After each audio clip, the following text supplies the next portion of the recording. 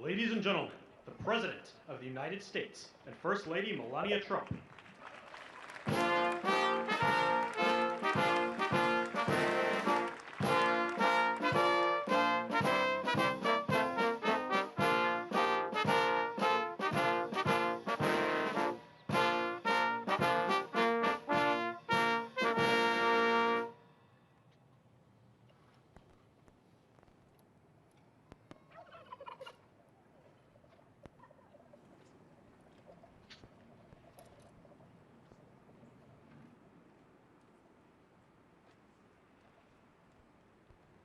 Thank you very much, and I hope you like our new beautiful patio with matching stone to the White House. If this were grass today, you'd be sinking into the mud like they've done for many years, and you would be very unhappy. Please, thank you very much. This was a big day. It's a pardon day for a very important beast. On behalf of the First Lady and the entire Trump family, I want to wish all Americans a very, very happy Thanksgiving. It's a great time of the year, and our country is doing really well, economically, like we've never done before. Today, we continue a time-honored American tradition. Well, that's a well-trained turkey. See how happy he is? In a few moments, I will grant a full, absolute, and unconditional presidential pardon to two handsome Thanksgiving turkeys, and this is their lucky day. This is a lucky day for them. But before going any further, I want to make an important announcement, because you remember last year, after a thorough and very rigorous investigation by Pam Bondi and all of the people at Department of Justice, the FBI, the CIA, the White House Counsel's Office, and the Department of Everything. We have a Department of Everything. You know what that is? I think that's called the White House. Into a terrible situation caused by a man named Sleepy Joe Biden. He used an auto pen last year for the turkey's pardon. So I have the official duty to determine, and I have determined, that last year's turkey pardons are totally invalid, as are the pardons of about every other person that was pardoned other than, where's Hunter? No, Hunter's was good. That was the one pardon, Pam, that was good, right? The rest of them are all invalid. I don't know what the hell you're going to do about that, but that's, now we're going to take a little of the joking. That is a mess. But they're hereby null and void. The turkeys known as Peach and Blossom last year have been located, and they were on their way to be processed, in other words, to be killed. But I have stopped that journey, and I am officially pardoning them, and they will not be served for Thanksgiving dinner. We saved them in the nick of time. This one has plenty of time, but they were saved in the nick of time. We're thrilled to be joined today by Vice President J.D. Vance, Second Lady Usha Vance, their daughter Mirabelle, and along with Attorney General Pam Bondi, Secretaries Marco Rubio, Scott Bessent, Pete Hegseth, Brooke Rollins, Howard Lutnick, Linda McMahon, Scott Turner, Administrator Lee Zeldin, who's done a great job. A nuclear power plant gets approved in less than a week, okay? I'm only kidding, but pretty close to that. And we have more. Where's Lee? Stand up, Lee. One of my great superstars. Thank you. Used to take 20 years before you got rejected when you put in an application. Now we're doing them in a matter of weeks, right? And that's why we have the biggest plants anywhere in the world. We're leading in AI. We're leading in everything. Our auto plants are pouring back into our country. Wait till you see the jobs coming with them. But many of them are under construction, but Lee's done a great job in getting those approvals. I appreciate it very much. FBI Director Kash Patel, who's been very busy doing a great job. Also, thank you, Kash. Along with members of, see, you got a following, Kash. Along with members of Congress, and in particular, I want to mention Jason Smith and David Rozier, Where are those two guys? Come on, stand up, fellas. What good people. Jason knows more about the tax code than any living human being. He knows so much, we don't even want to hear about it, right? Too complicated. So we're going to make it a simpler code. But we did in the great big beautiful bill that was just passed, your imprints all over that, and it's amazing. The biggest tax cuts in the history of our country for middle-income people. The biggest tax cuts in the history of our country for middle-income people, and the biggest jobs bill ever passed. And nobody thought we could get that one done. I'm glad. We actually put 4 years, actually probably 8 or 10 years, but we put 4 years worth of material into one great big beautiful bill. So that worked out very well, and I want to thank everybody for working on it. JD, that was a great, well, you know, we were going to do it in small bills. We're going to have 18 bills and do it along the process. I'm glad, Scott, that we got it done, because dealing with these Democrats, I think that was our one shot. But we have it all in one great big beautiful bill. Thanks as well to the chairman of the National Turkey Federation and the CEO of Butterball. That's a big deal. Jay Jandren. Where's Jay? Thank you. Stand up, Jay. Thank you very much. Along with his wife, Leslie, and their 3 children, as well as the farmer who raised these 2 magnificent birds, Travis Pittman, and Wayne County, North Carolina. I won Wayne County by a lot. That means you had to vote for Trump, I think. I won by 92%. I like Wayne County. They're doing all right, right? And this is like a record-setting turkey that's going to be saved. The turkeys being pardoned today go by the names of Gobble and Waddle. When I first saw their pictures, I thought we should send them, well, I shouldn't say this. I was going to call them Chuck and Nancy. But then I realized I wouldn't be pardoning them. I would never pardon those 2 people. I wouldn't pardon them. I wouldn't care what Melania told me. Darling, I think it would be a nice thing to do. I won't do it, darling. These are 2 of the largest turkeys ever presented to an American president, over 50 pounds each. It's the largest we've ever had. And those are big turkeys. Are they as good as the normal-sized turkey? Better or as good? Do they tend to be a little fatty, maybe? No, he said no. He knows the turkey business. Anyway, despite their size, Secretary Kennedy has formally certified that these are the first ever Maha turkeys. I don't know if I agree with that. These are Maha. In other words, they could be fat, but they're still Maha.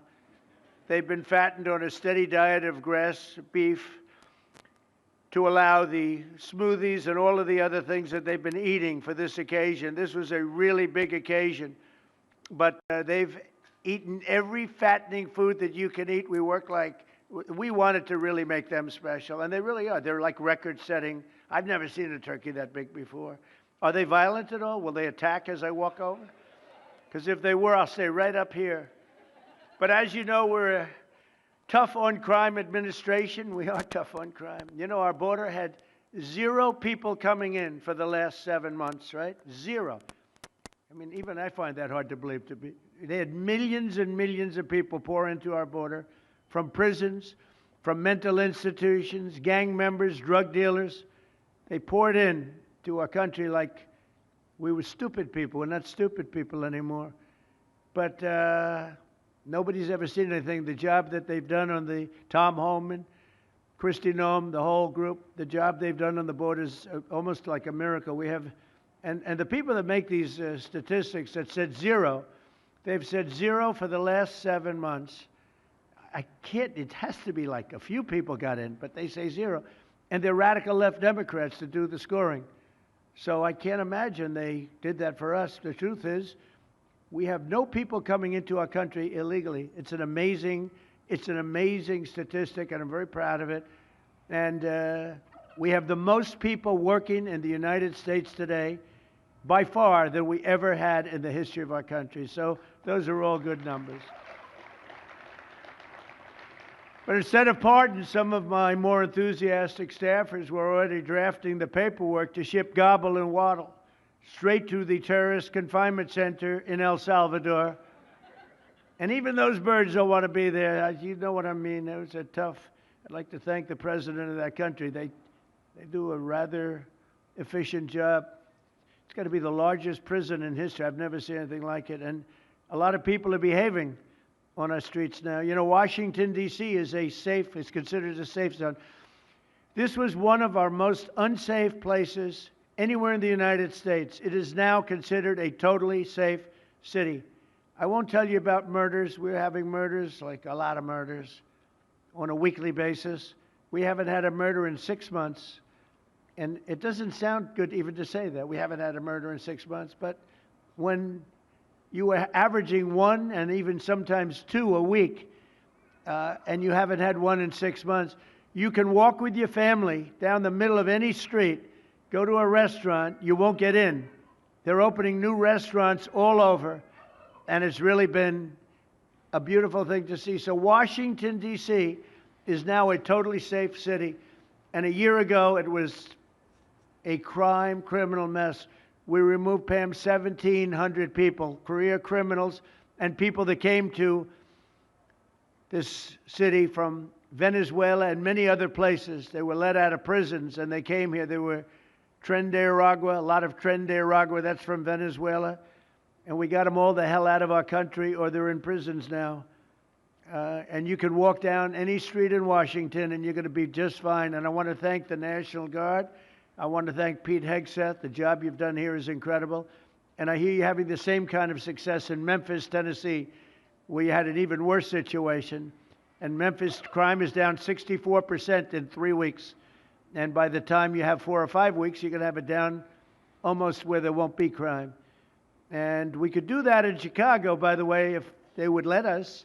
If the mayor was a low IQ person, but he should understand this. This is a very serious thing. You saw all the crime that took place last night, the night before.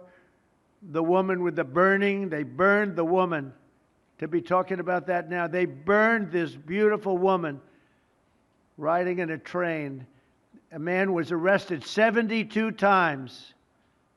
72 times, think of that.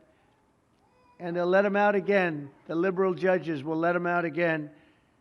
But we're ready to go. You know, we've been moving toward Chicago.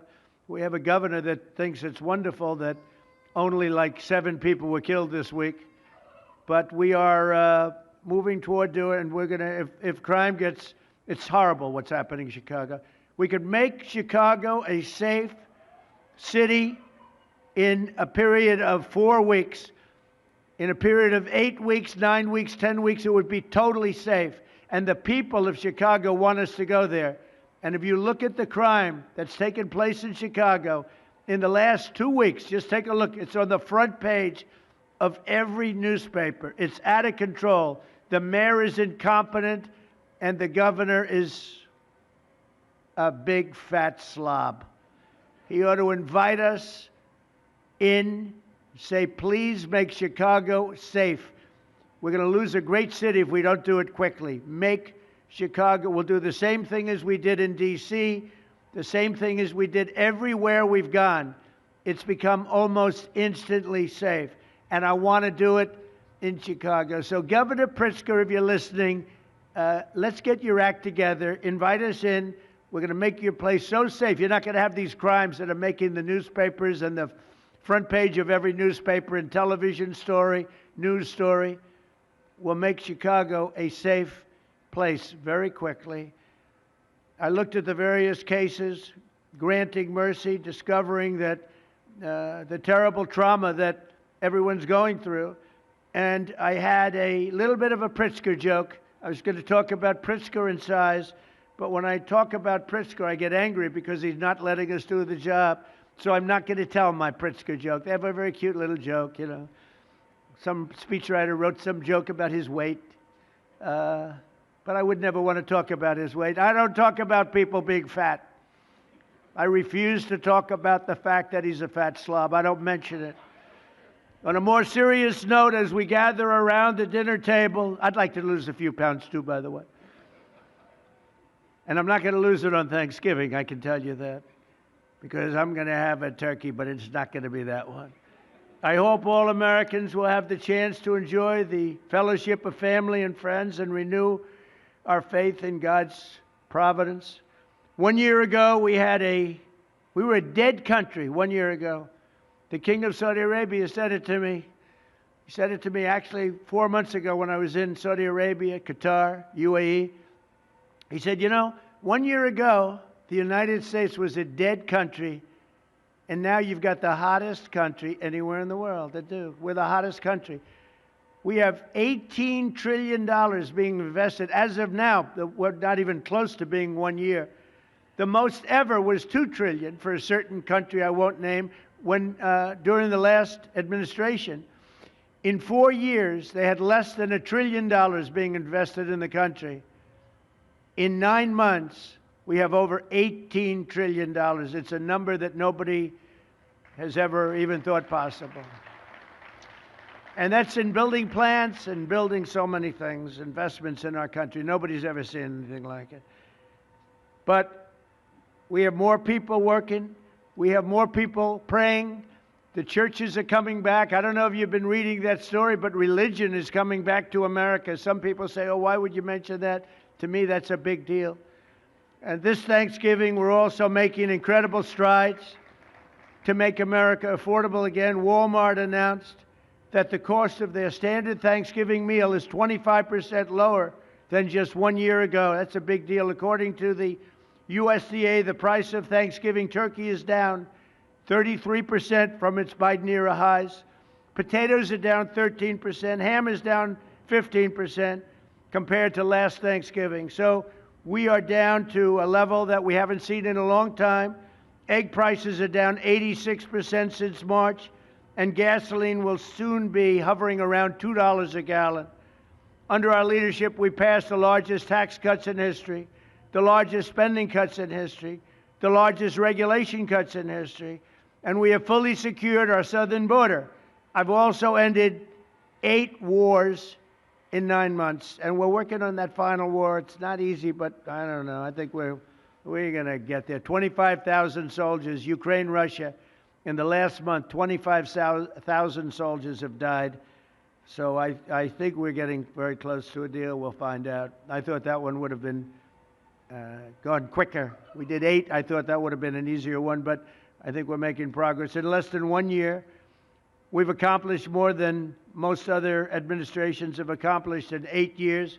And this is a very special Thanksgiving. We thank God for His many blessings and the great success that this country has seen in this short period of time. We draw strength from the love of family and friends, and we express our undying gratitude for the men and the women of the United States Armed Forces. We love them. We pray that peace and prosperity will continue to bless our land, and together we'll really just keep this great drive going to make America great again. MAGA, I think it's the greatest expression in the history of politics. Make America great again. So once again, Melania, thank you for doing such a great job and being such a great First Lady. And now let's go and give Gobble, Waddle. Waddle, by the way, is missing in action, but that's okay. We'll pretend Waddle is here. The gift that they've been waiting for. And I'll move over and I will just say very nicely, Gobble, your pardon. Come on, let's say it in front of Gobble. Thank you very much, everybody.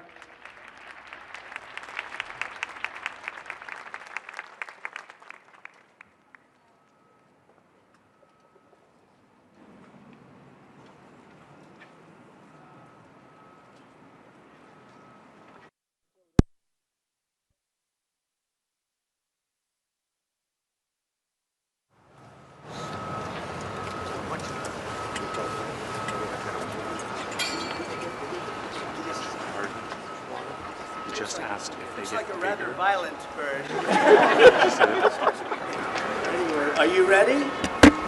Gobble. Oh, there you go. I just wanted.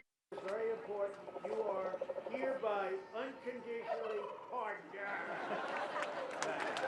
Praise the Lord. Praise the Lord.